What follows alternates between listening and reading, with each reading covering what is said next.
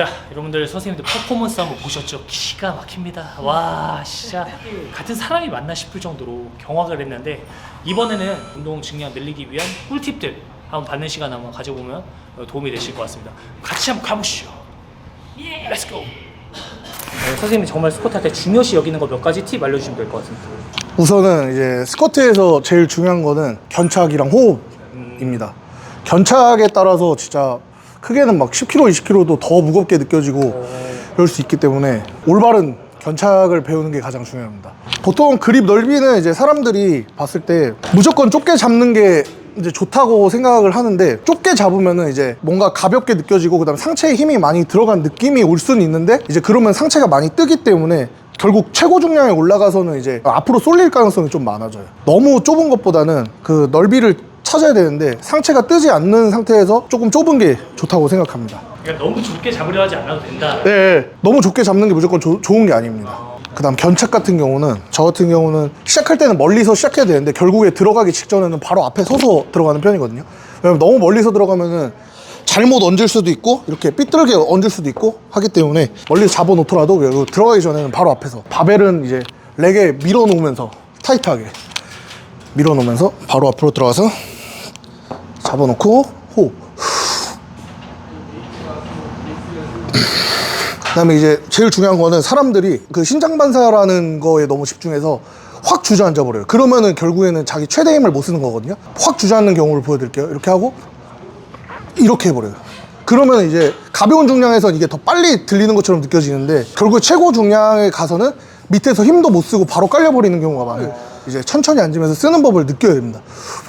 잡아놓고 끝까지 버텨야 돼. 끝까지 버텨주고 여기서 쭉 일어나야 돼요. 약간 개념이 다르네. 네. 오히려 저도 초보자 때는 풀파워로 주저앉는 게 더 가볍게 느껴졌는데, 이게 중량이 막 300kg 넘다 보니까 그렇게 하면 힘을 아예 못 써요. 오히려 버텨줘야 됩니다. 그리고 끝에서 힘 팍 주고. 네. 그렇게 연습을 하다 보면은 결국에 그게 익숙해져가지고 신장 반사 쓰는 능력도 올라갑니다. 이걸 템포 스쿼트라고 하나요? 네. 뭐 용어가 두 가지로 많이 하는데, 템포 스쿼트 아니면 슬로우 스쿼트. 제일 중요한 거는, 이거는 정해진 게 없는데 약점 운동을 하는 게 되게 중요해요. 제가 두 가지 경우를 실험해 봤는데, 계속 훈련 그 루틴대로 하는 것보다 약한 걸 오히려 할 때가 더 발전이 빨랐어요. 그래서 약점이 뭔지 파악하고 그거에 대한 운동을 배치하는 게 가장 빠르게 성장할 수 있는 길이라고 생각합니다.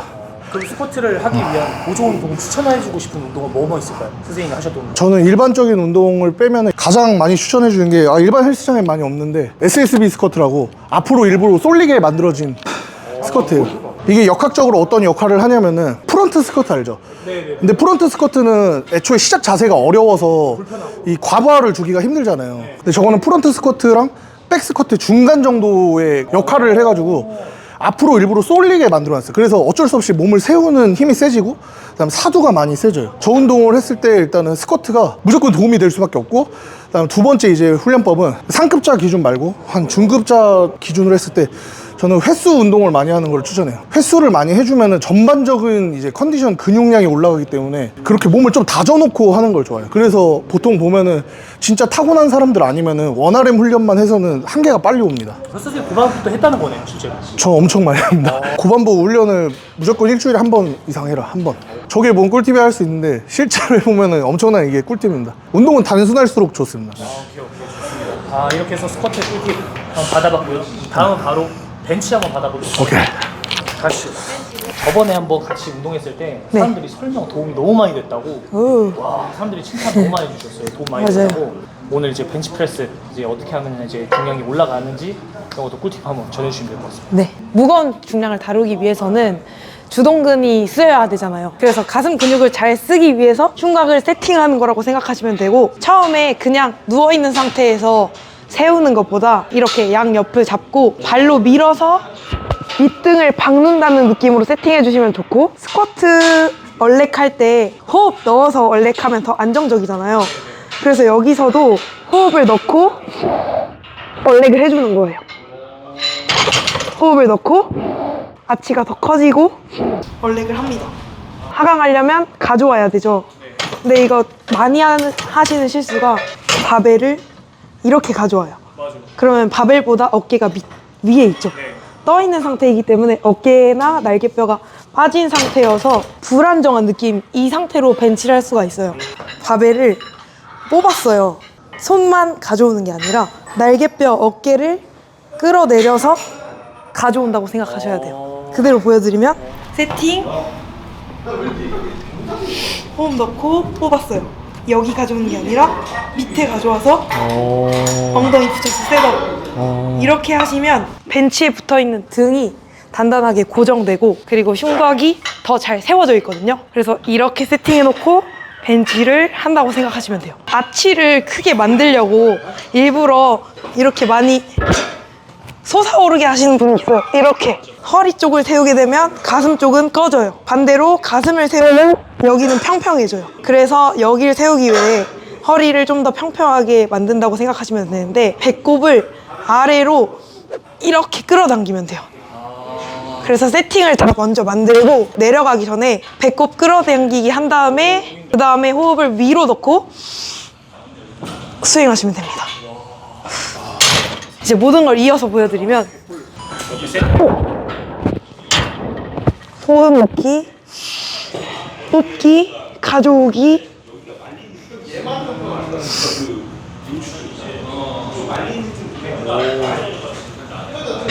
이렇게. 벤치를 했을 때 도움이 네. 됐던 운동들 약간 보조 운동들 추천을 해주세요. 보조 운동들. 우리가 주동근이 쓰이기 위해서 가장 중요한 점이 흉곽을 잘 세우는 힘이죠. 흉곽을 유지하는 힘을 길러주는 운동인데 구간을 줄여요. 주먹 하나 들어갈 정도. 여기까지만 내려올 건데 여기서 정지를 할 거예요.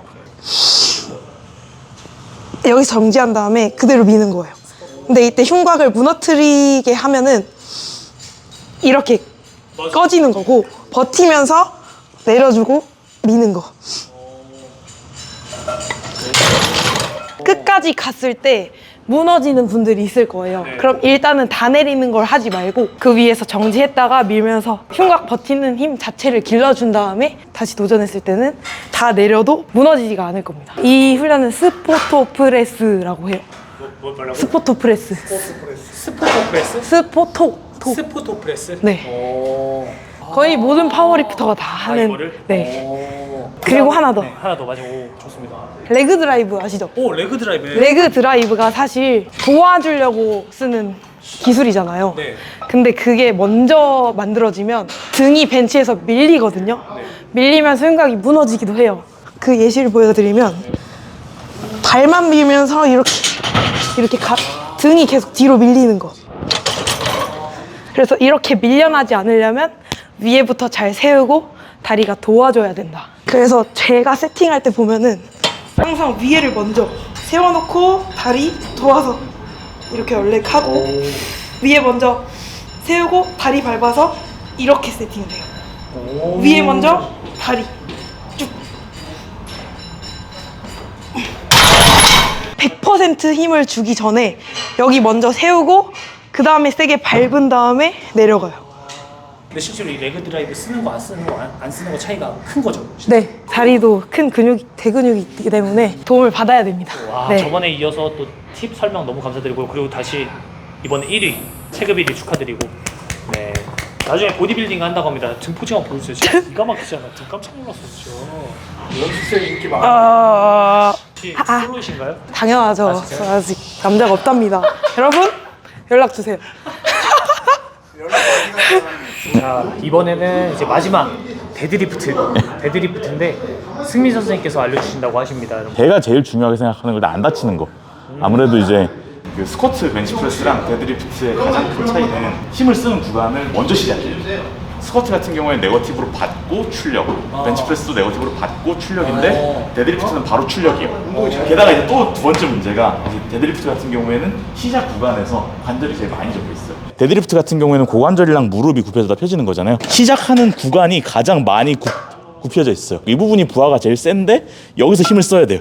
그러니까 이 부분이 제일 위험한 거지. 게다가 출력 시작이니까 긴장을 걸어야 돼. 그래서 이제 어떤 데드리프트 영상을 봐도 항상 긴장 거는 거, 슬랙이나 이런 걸 먼저 강조를 할 수밖에 없는 게 긴장을 걸어놓지 않으면 가장 큰 부하가 갑자기 등에 확 꽂혀버리기 때문에 그 세팅이 여러 개가 있는데 저 같은 경우에는 이제 그래서 엉덩이를 들었다 내리는 거예요. 엉덩이를 들었다가 내리면서 여기다 무게를 실어요. 무게를 싣고 그 다음에 이제 등이 늘어나 있잖아요. 거기 긴장을 걸어놓은 게 시작 자세예요.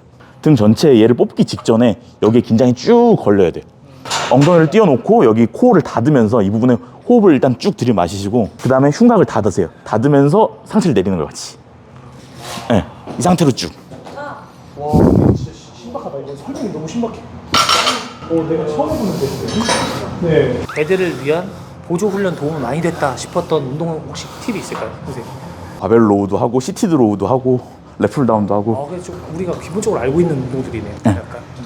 그 다음에 저는 자주 안 하는 편인데 대체적인 의견으로 가장 좋다고 하는 파워리팅 보조 운동들은 밴드. 밴드? 네. 그러니까 여기 이제 밴드 걸 수 있는 데 있으려나? 뭐야? 처음 봐.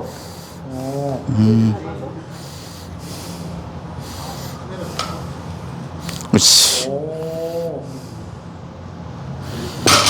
보디빌딩에서도 지금 이게 되게 핫해요. 머신에 밴드를 걸 수 있는 브랜드들이 되게 많이 나오고 있어요. 네네네. 왜냐면 우리가 어떤 동작을 할 때 낼 수 있는 힘이 구간마다 다 달라요. 그렇지. 뭐 벤치프레스를 한다 그러면 최하단에선 조금 힘이 모자라더라도 위에선 남잖아. 네. 그렇기 때문에 내가 쓸 수 있는 힘이랑 얘 무게가 일치를 안 하는데 밴드를 쓰면 그게 좀 비슷해져. 쉬운 구간은 더 어렵게, 어려운 구간은 조금 쉽게. 올라갈수록 무게가 더 세지는 거랑 똑같아. 체인 같은 거 거는 거랑 똑같아. 그렇지. 기본적으로 무게가 계속 바뀌기 때문에 긴장이 계속 유지가 돼. 힘이 여유가 있는 부분에선 더 무게를 올리고 약한 부분에선 좀 약하게. 그래서 전체 구간이 되게 어렵게 만들어주는 거야. 자, 이렇게 해서 데드까지 잘 배워봤습니다. 여러분들 어떻게 좀 도움이 되셨나요? 설명 너무 명쾌하게 잘해주셨는데 어떻게 보면 최고 경지에 올라가 있는 사람들이잖아요. 이 선생님들에게 한번 수업 받고 싶으신 분들은 한번 연락 한번 해보시는 것도 도움 되실 것 같고 저희 콘텐츠 한번 제가 한번 제대로 한번 준비해보는 것도 괜찮을 것 같아요. 약간 줄다리기 느낌으로 선생님 3명이랑 구독자 10명 해가지고 한번 붙어보는 거 약간 이런 거는 황소랑 1대1 맞짱 뜨는 거라 황소랑 1대1 할 수 있을 것 같아요. 해보겠습니다. 줄다리기 해놓고 잠깐 할 수 있어 앞으로. 이게 이기면 대박인데 짐승을 넘는 남자 약간 무모한 도전을 해가지고 약간 하면 좋을 것 같습니다. 정말 감사드리고 고생 많이 하셨습니다. 감사합니다. 감사합니다.